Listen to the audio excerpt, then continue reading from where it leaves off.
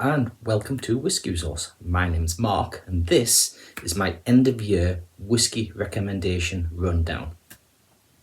So there's been quite a few fellow YouTubers and whiskey bloggers who have put out their 2021-2022 whiskey recommendation list, but I want to do something slightly different. What a lot of the reviewers have done, and I did this last year, is to recommend the top 5 whiskies of the year that maybe we've reviewed or tasted but not quite got round to reviewing. But as I say, I want to do something different. You see, there's been a bit of a price crisis, I think it's fair to say, has hit the whiskey industry in the last few months. Whiskies, like a lot of aspects of life, have increased in price to a point where they're becoming or starting to become more unaffordable. The whiskies that we used to enjoy have gone up in price. A great example would be the Diageo Lagavulin 16-year-old. Now, I remember picking up a bottle of that just over 2 years ago from Costco, which are considered a discount store, for £38. However, since then, the price has kept increasing. I think the most recent price I've seen is about £65. And if the latest rumours are to be believed, coming out of various retail establishments, Diageo are increasing the price further, and it's expected to be about £95 as an average, which that becomes an ill-affordable bottle for what it offers. It's an outstanding whiskey. It's not a £95 whiskey, unless Diageo are planning on changing the presentation of the whiskey by increasing the ABV above the standard 43 and maybe starting to not chill filter. We'll have to see. We'll have to see whether they're going to revamp their lineup. So what I really want to do here is a review of whiskies that I've reviewed. There's a couple I haven't. I will be reviewing next year. But whiskies that really are for those people who are on a bit of a budget. Maybe they're getting into whiskey and they don't know what to buy. So I've got some whiskies that I recommend, I've reviewed this year, and I think they're a great place to start, and there's various reasons why. So, because it's no longer Christmas, we're now approaching New Year, the Santa hat goes. So, the first whiskey I'm going to look at today is going to be a blended Scotch. Now, I reviewed this whiskey earlier on in the year. This particular whiskey was reviewed on the 5th of May 2021 in review number 126. I'll put a link up there. So this particular whiskey I picked up from Morrison's, and it was on clearance, and I paid about £13 for it. The average retail price is closer to about £18. It is one of these whiskies that it's probably worth waiting until you see it on offer, because sometimes places like Amazon, it pops above £20, drops back down based on their algorithms and popularity and that kind of thing.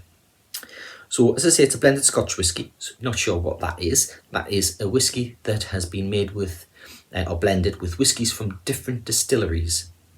And it also is a whiskey that's been blended using a combination of malt whiskies and grain whiskies to create a blended Scotch. So, the particular whiskey in number 1 position here for the review is from Ian MacLeod and Co, and it is the Isle of Skye 8-year-old blended Scotch whisky. So, as blended Scotch whiskies go, this is actually quite an enjoyable one. You don't have many of those harsh grain notes, which can be sweet, they can be enjoyable, but quite often blenders will put too much grain in their blends to keep the price down, because grains invariably are cheaper to make, and they don't typically age them as long. Of course, this being an 8-year-old, everything in here has to be 8-year-old or older, so those grains have had more time to mature. It's also got a very notable Talisker kick to it, so that kind of spiciness that comes from Talisker is in here. It is a peated whiskey, and if you don't really enjoy peated whiskies, maybe this one isn't for you. If you want to start getting into peated whiskies, you're not sure whether you're going to enjoy them or not, instead of paying £50-60 on a bottle of whiskey that you may not enjoy at all, best start cheaper. But this, for all it is a cheap whiskey, is quite a decent whiskey. You can see I've had this since May, and whilst I have shared it, and I've shared it with my brother, it's almost finished. There's not much left in it, and I had a dram last night just to remind myself that actually this is a decent blended whiskey, and it's not one that a lot of people talk about. Now, you can't often find this in the supermarket. Yes, I picked it up from Morrison's, but that was only because it was a clearance line that they were getting rid of. I haven't seen it in there since, and I haven't seen it in other supermarkets. So it is one of those that if you want to try, you may need to have a look online. But keep an eye on the various stores. At some point, it may pop up on discount. So that is whiskey number 1, and it is a blended Scotch whiskey. So number 2 in my countdown of whiskies that I recommend that people new to whiskey or who want to start spending a bit less will buy is a whiskey that was released in 2021, I believe. It is exclusive to Aldi because it is an Aldi particular offering. It is a grain whiskey, but this is a grain whiskey with a difference. Now, it doesn't have an age statement. It is a limited release, so it may not still be available coming into 2022, but my local Aldi still has bottles of it, and it may well continue because from what I've seen online, it is very well received. I'm actually going to pour one of these, and it is the Glen Orrin, the Cask Smith series, single grain Scotch whiskey, ale cask reserve. I'm going to just pour a little bit of this, because I've not reviewed this whiskey, and I will probably be doing a review of it next year. So, this is wholly made with grain. Now, my previous whiskey I mentioned, which was the Isle of Skye blended Scotch, I mentioned that grain can be used quite dominantly in blends. It can be harsh, it can be a bit off-putting, and it is to a lot of blended whiskies, blended Scotch whiskies, to the detriment. But when you've got a single grain whiskey, it's slightly different. With this, it is sweet. You can tell that there's grain there. You can tell it's a grain dominant spirit, but it kind of works. And the fact that it's had this ale cask finishing period has added an extra level, an extra depth to the whiskey.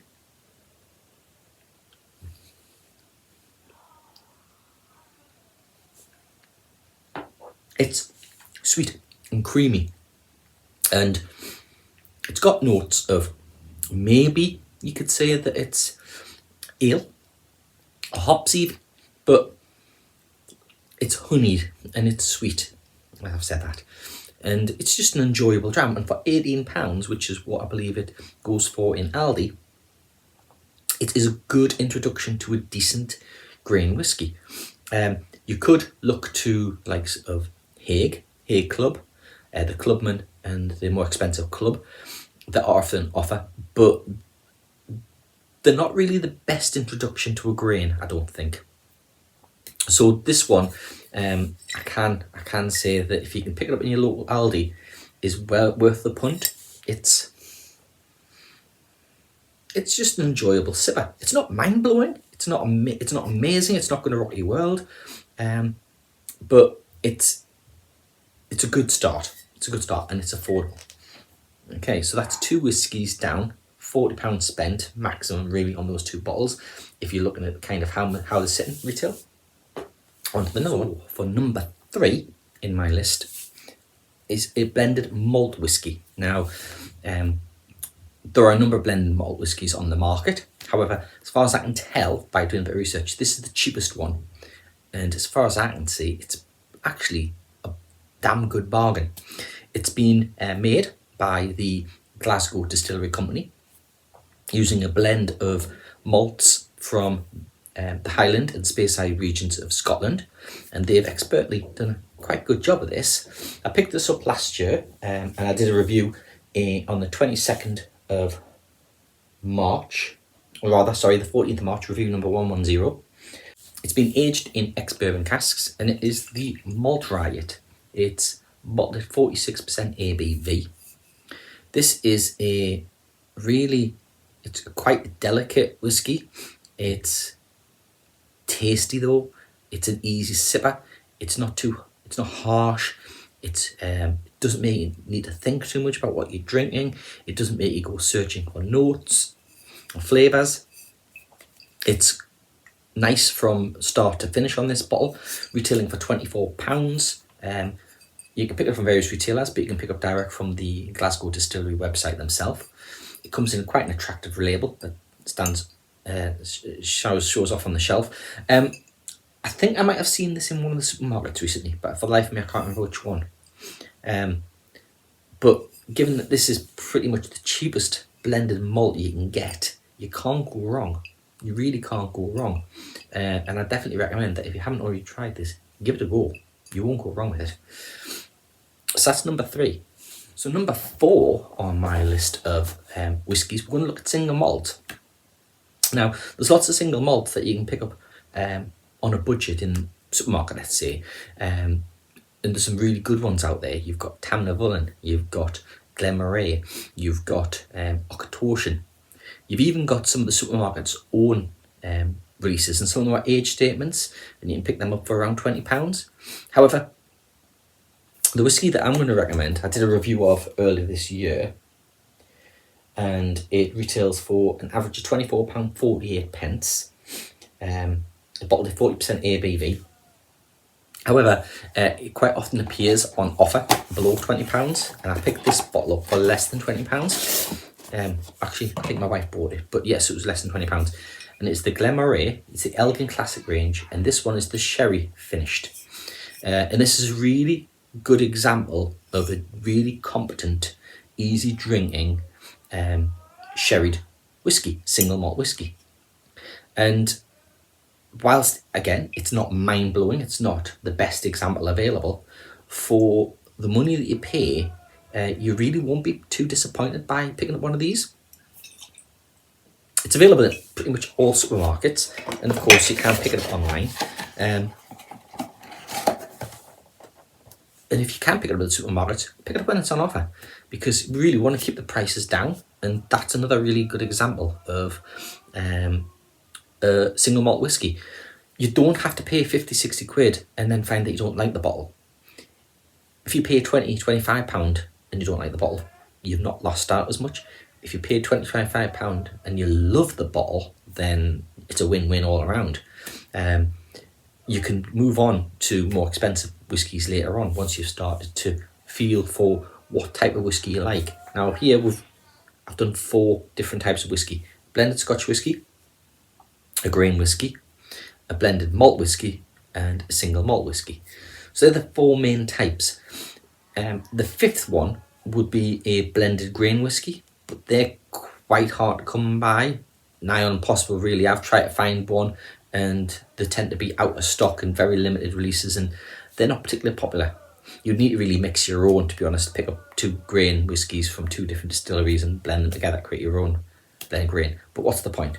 So I'm going to go for something slightly different. Again, this isn't whiskey I've reviewed this year, but it's one that I'm hopefully going to review later. And this is, it's a bit of a confusing one.